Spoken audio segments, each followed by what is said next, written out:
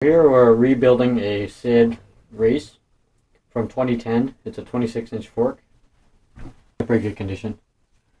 So we're going to start by putting in the wipers using our on-edge brakes seal driver tool. For the home mechanic, great for shops too. Fits every type of wiper you can imagine, the old ones. Or it can even fit these wipers. These are Enduro wipers. It's got a really high lip there. Fits them all the way down there. Not every seal driver tool can do that. Also has a guide, so it drops right into the bushing. I'm going to put these two wipers on the driver. The outer wiper. Fits really nicely on there. This is a flanged wiper. The flangeless ones, maybe like the bottom one, they can go all the way into the fork, the bottom of the fork surface down here, which you don't want to do. You want it to be flush. So our tool has a little stop here. It's a little stop bridge. You can kind of see it. Works for both flangeless or flanged. Put the outer one on. Also the nice print surface when they tear up your seals. Nice stack like that. Drop it in. Give it some nice taps. Plastic side. Pulls out really easily. Put on our second set of wipers.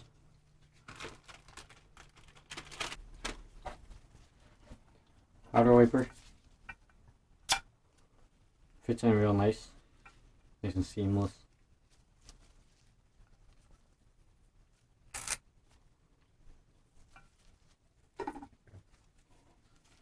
Push it in like that.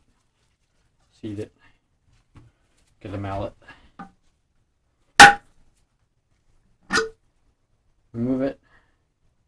And your wipers are set in.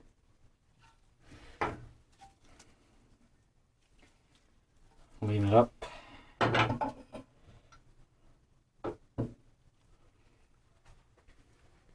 Now to install our dual layer. I'm going to put on these O-rings. These are on-edge brakes O-rings, since SRAM doesn't really support this thing anymore. Nice fit.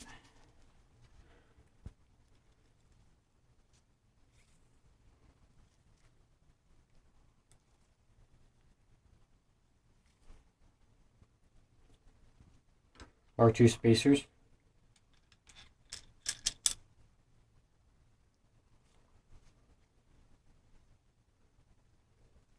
We'll grease the bumper using a little bit of slick oleum.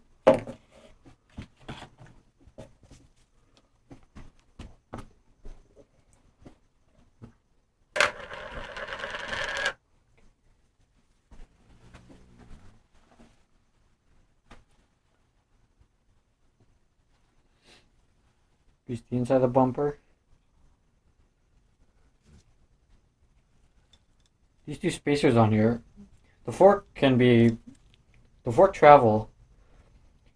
is good up to 100 millimeters. These space 10 millimeters each. 80, 90, or 100 millimeters of travel. 100 being none, 90 being one spacer, 80 being two. Or if you're really crazy, you can put more in. Or you just lose a lot of travel. Put the bumper on.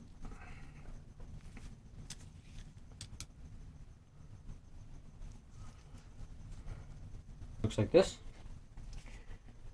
Now for our seal head. I've installed this inner O-ring already. They're still pretty easy to put in. On this outer one.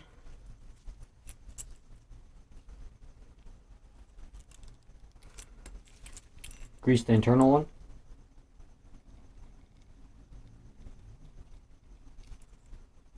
Grease the back. Install.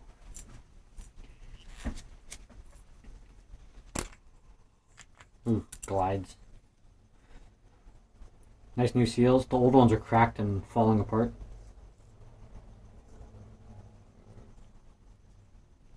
These are nice and soft and ready to go again.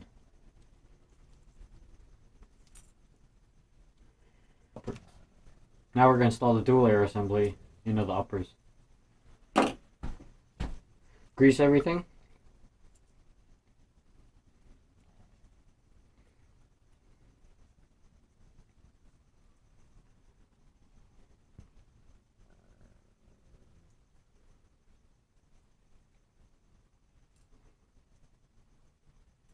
Gobs and gobs of grease.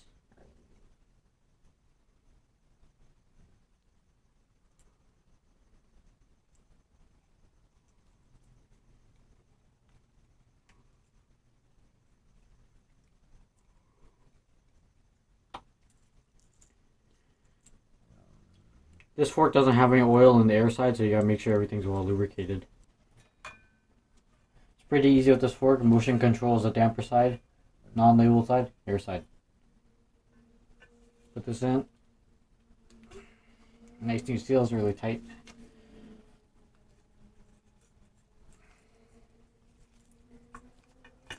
And tuck in these washers, just like that. It takes a little bit of force to get this one in, or flip it upside down. Just kind of jiggle it, just like that. Goes in. I'll shave the seal or anything. Now for the circlip, gotta put in this little bad boy.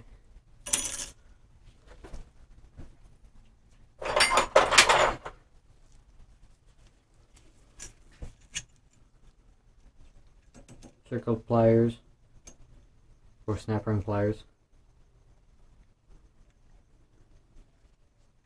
There's a certain way you're supposed to line these two.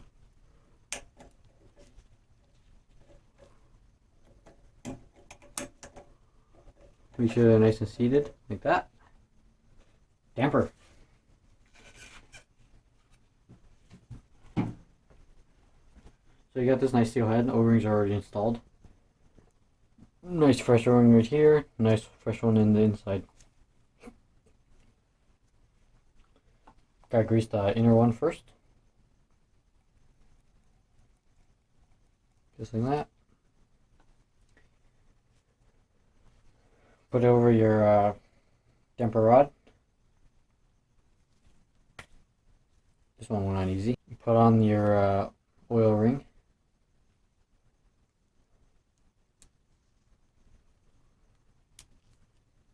It's on just like this. Grease the outside.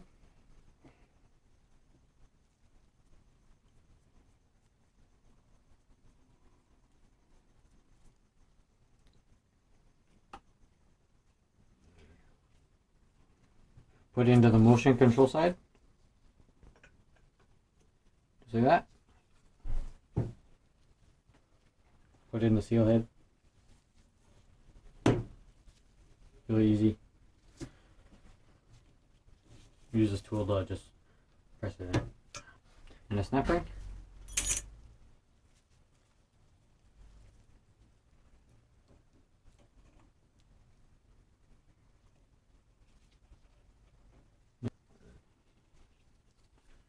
Now we're going to install our uppers and our lowers.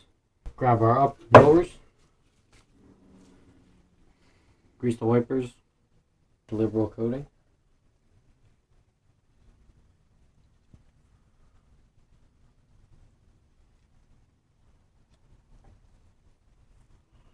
Wipe the outside with your finger.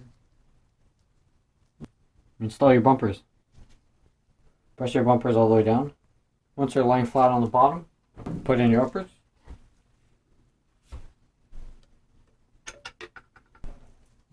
Got one side in. Should get the other side in. Like this.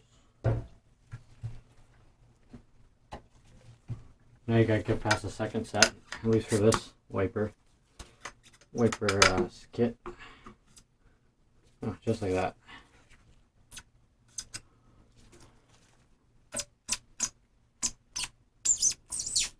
These are quite tight.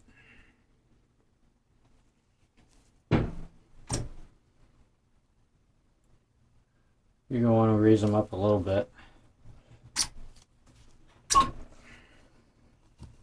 These cutouts aren't too deep, so you can use a brake bleed syringe to put the oil in. So I'm just cleaning this up here. We can use a brake bleed syringe to put in the oil. Just make sure it's really clean. This one's been washed. Use the mineral syringes.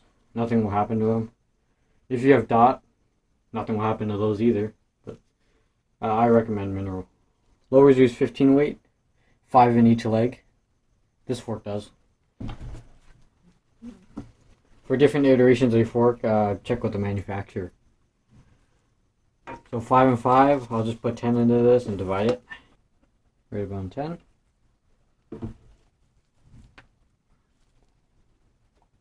Your syringe top. Tighten it up, flip it over, pull in a little bit. Alright, now open your valve.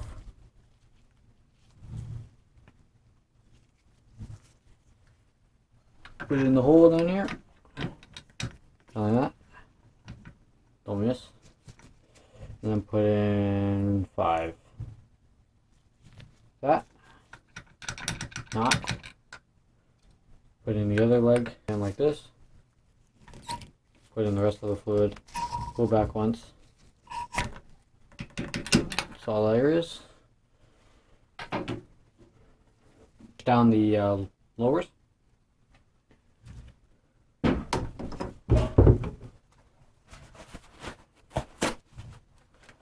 Your air valve is likely to have a little bit of oil in it, so just dab that. Now install your nuts. This one's a bolt.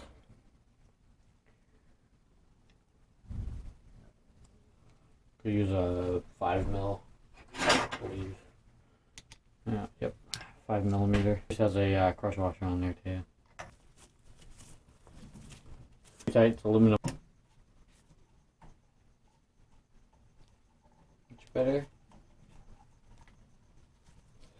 Air side. Use this long nut and a crush washer. Just drop the crush washer on there. Put the nut on.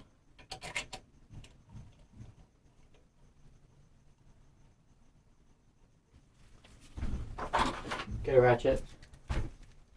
It's a 10mm socket. Spin around. It's gonna tighten up.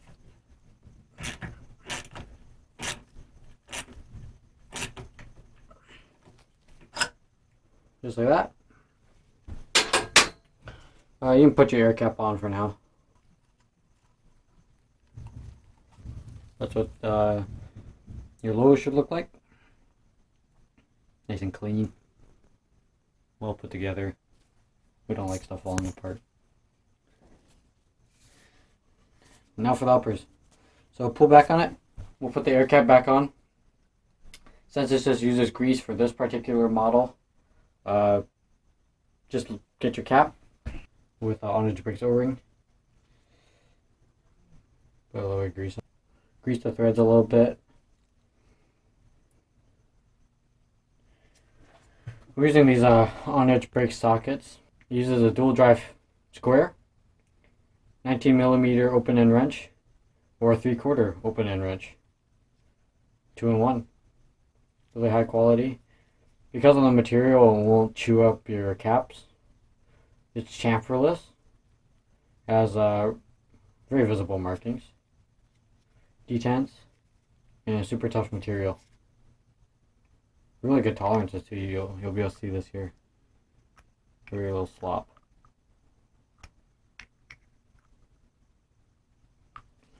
So here we have a 19mm open end wrench. You can practically find these anywhere. And it just slots right over. It's just the right height. And you'll be able to put it in your fork if you don't have a ratchet. The square also works as a great hand grip. So you just grab it like this. You can grab it with your 2 fingers. And when the tightening gets tough, grab your wrench.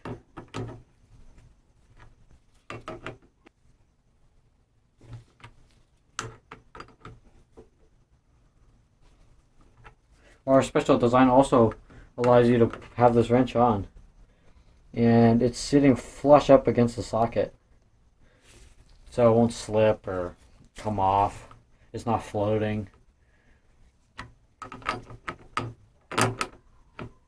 Really tight tolerances.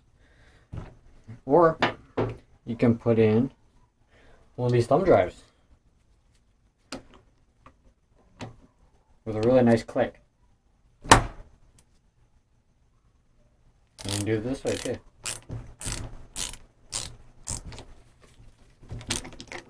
A little hard to see.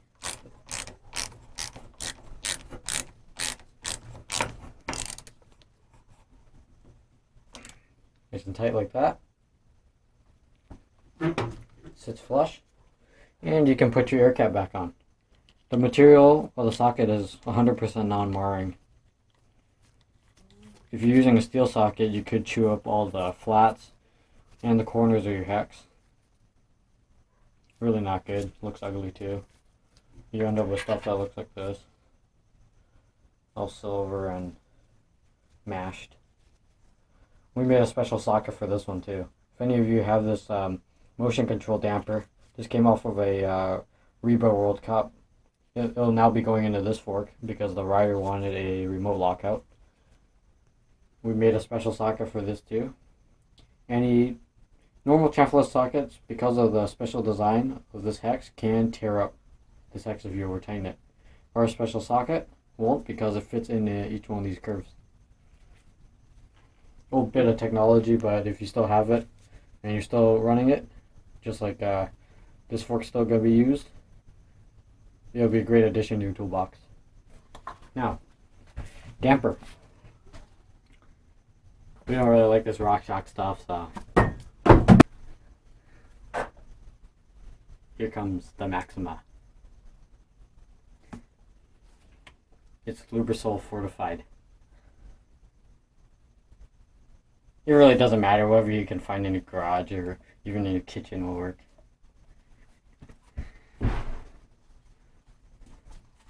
If you haven't tried it, we have. So 95 cc's for this fork. Just set on the table.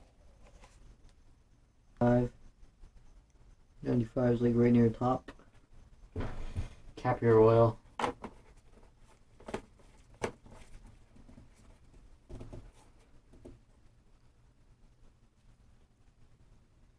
Pour.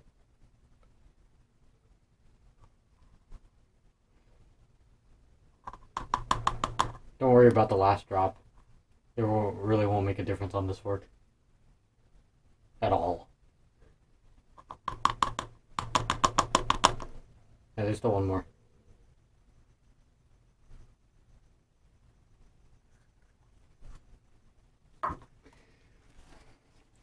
These dampers, you want to cycle the fork a little bit to get rid of any air that may be underneath the damper piston. Sometimes you hear some stuff, sometimes you won't. Very slowly, just like that. Pull back up, push back in.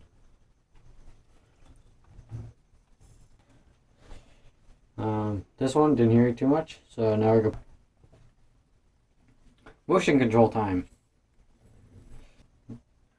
It's from a black box carbon Reba World Cup from 2002. Since Rockshox and these used didn't change it much, it still fits. It's the same dimensions as this newer one. Rider spec'd a remote, so we just found one and got it out of the old thing he had. We don't really need this anymore either. But in she goes. Don't forget the grease.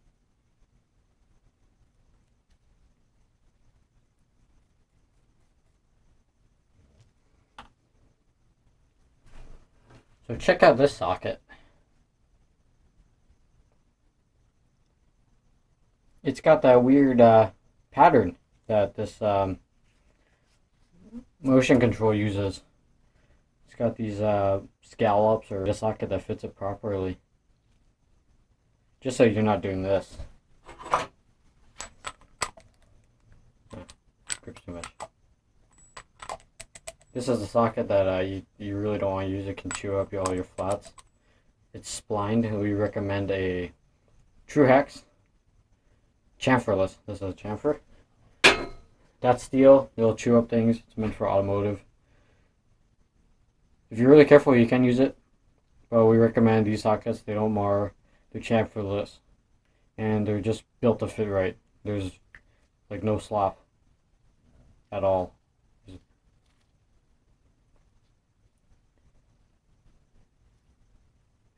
Just don't over torque it. So you use the hand drive for this socket. This, hear the click. Such a nice descent. All the slops in the tool. Not even my socket.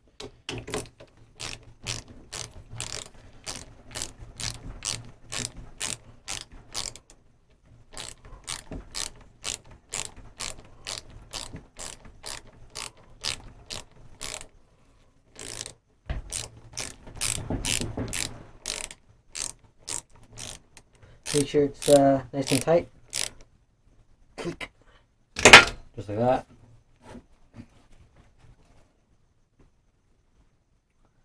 Pump it out with air. You're pretty much done. We'll show mounting the lockout soon. I'm installing the shock pump on here.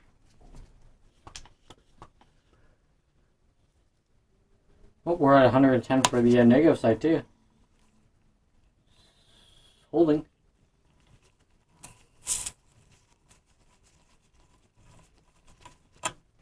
Just cycling the fork here. Seems to be holding air, and the rebound works.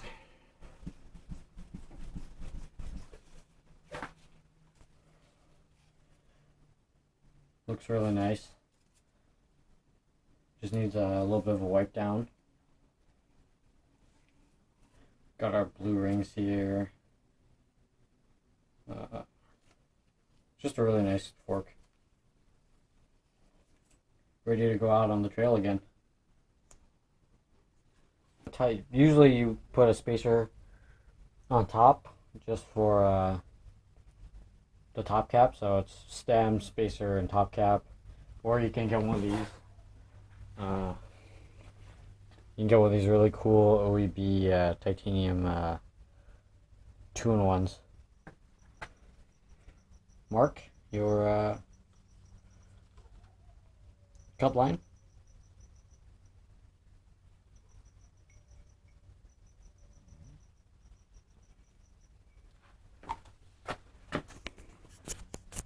Pull apart your stack.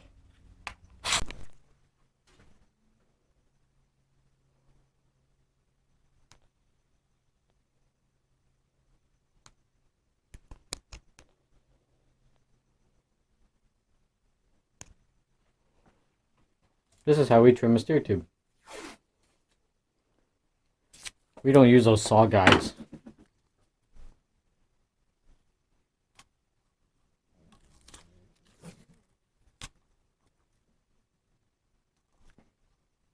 Yeah, make sure the tape is straight and lines up all the way around.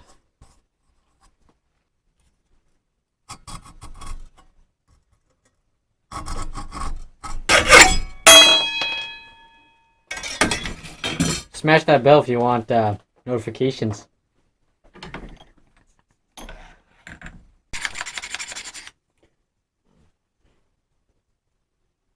Your cut should look like something like this. Just we'll use a file to make sure it's it won't send you to the hospital. You want these reamer tools, and don't hold the stair tube in your hand.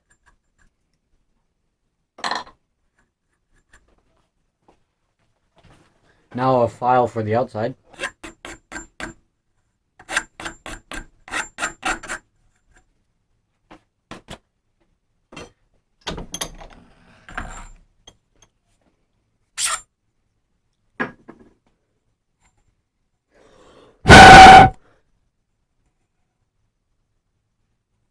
If you don't have a new star nut, try to smash out the old one. This is a drift. Comes right out. See? Works every time. Just hold on to the crown. Never put it on the ground. You might, if it's a carbon crown, you crack it. It's done.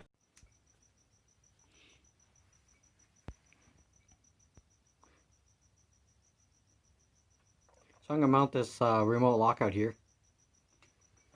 I'm going to take it and route it like this. Just got to get the bottom seated here to the right angle.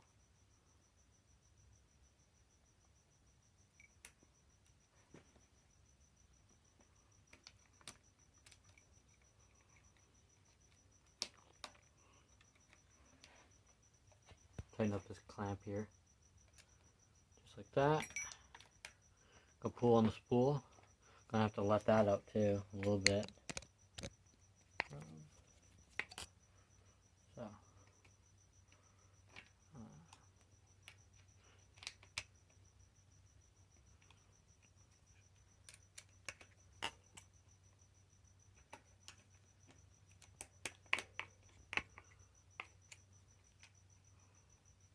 so we'll clock this approximately a degree over towards compression. It's a little bit better here.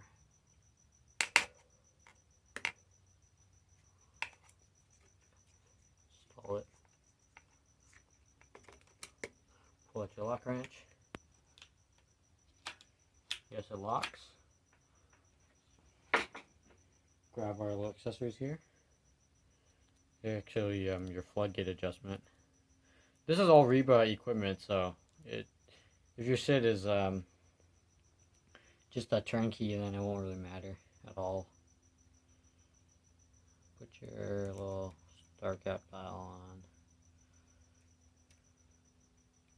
It has a motion control system, so it is fully compatible. Even if it wasn't, it'd still work. Labels don't really mean a thing. So I turn your floodgate all the way up. Floodgate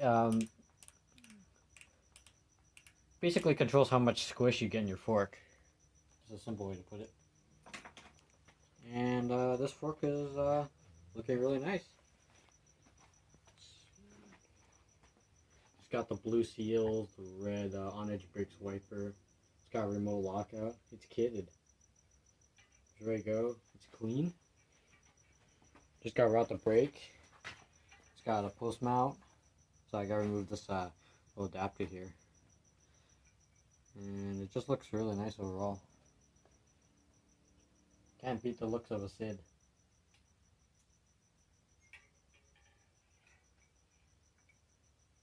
Probably gotta wash the rest of the bike.